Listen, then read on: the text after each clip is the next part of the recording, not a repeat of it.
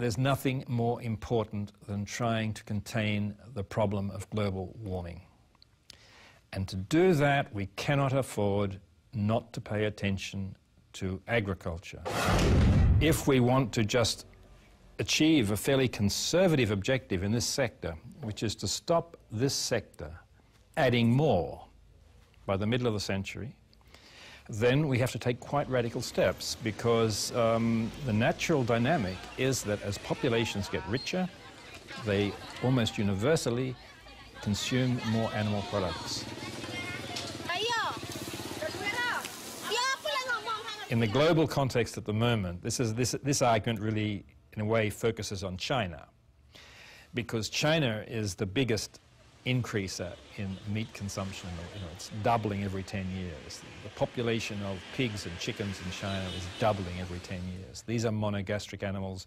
They don't create a greenhouse gas problem in terms of methane release, but they do create environmental problems because they have to be fed. And the feedstuffs have to come from global sources, and they come from soybean production in Brazil, which comes from deforestation and so on.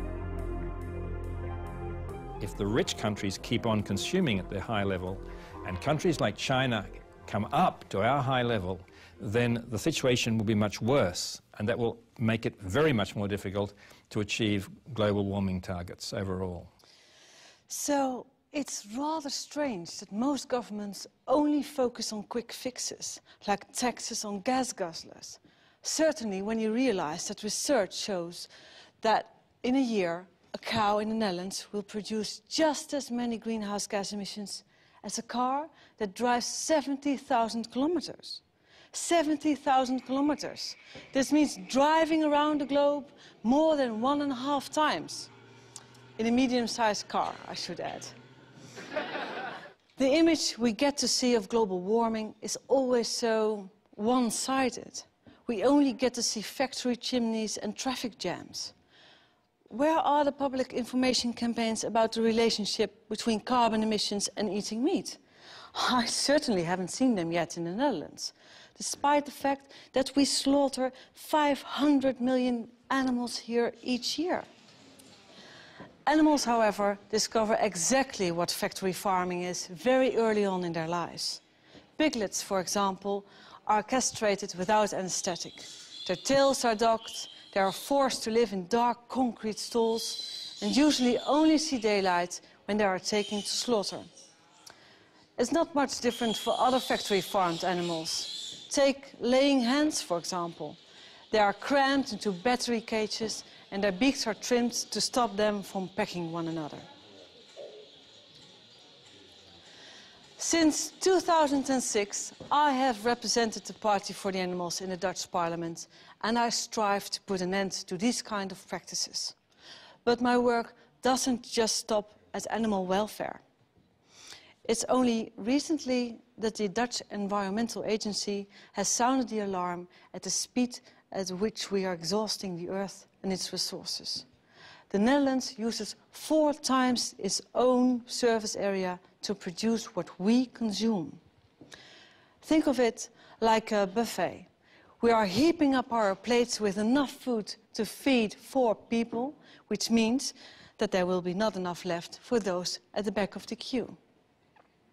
1 billion people on our planet suffer from obesity, while elsewhere 1 billion people go to bed hungry every night. Something is seriously askew, and we should really talk about it. Right now, half of the total global wheat harvest is used as livestock feed to support our meat and dairy consumption. Half of the entire harvest, while at the same time people in poor countries are starving. And there doesn't seem to be an end to this. We keep on consuming more and more and more, and in the future we'll have to exploit other people's natural resources even more than we do now. And this will be at the expense of those people, clean water, clean air, and also our environment. So let me sum this up for you. Scientists say that it simply takes far more land and energy to produce animal protein than plant-based ones. To produce animal products, you need up to 10 times as much land as needed to produce vegetable products. And this is due to the fact that all this land is needed to produce feed for these billions of farm animals. Films like An Inconvenient Truth have made a very important contribution to the debate on global warming.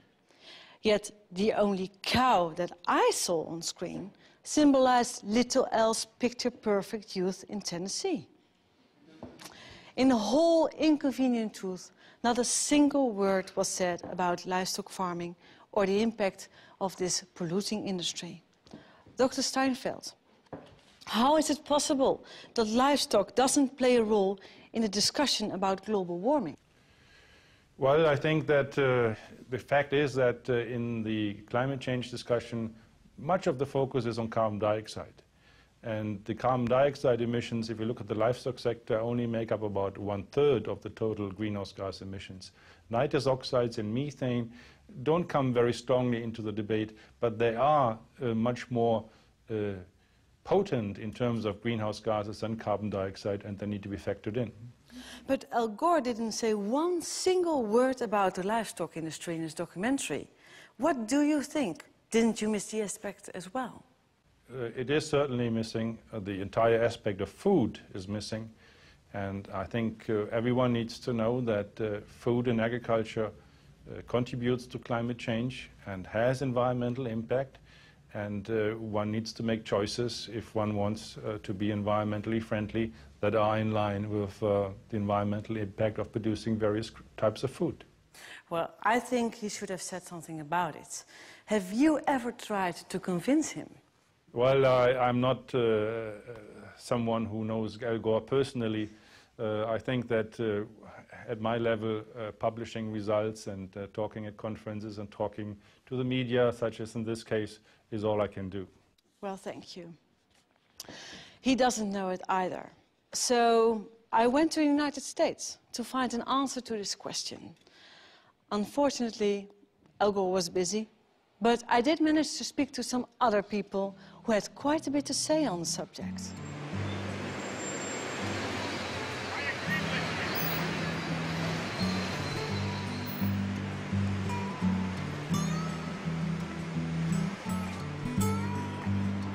Yeah, you look great. Hello. Hi. Some information? Thank you. Have a nice day. Hi. Hello. Hi. Hi. Hi, nice to meet you finally. Yeah. Yeah, you do such great work. Thank you. Thank you. Yeah. Having a good time. Yeah, what are you doing here? Well, we're out here trying to show people that if they're eating meat, they're engaging in the #1 most environmentally destructive behavior they could engage in. And showing people that rather than cars and trucks and SUVs, even rather than planes, meat is the #1 cause of global warming. Do people believe that when you tell them? People are shocked to find out. We hear so much about cars and trains and planes and energy, and people don't realize that it's actually the meat on their plate that's causing global warming rather than the car that they're driving even. Get you some information here? Thank you. Thank you. How's it going? There you go. Check that out when you get a chance. Thank you. Check that out. Thank you. We use this catchy phrase, climate change. It's really just a way to grab attention and get people to look in our direction long enough for us to give them a leaflet and explain the issue.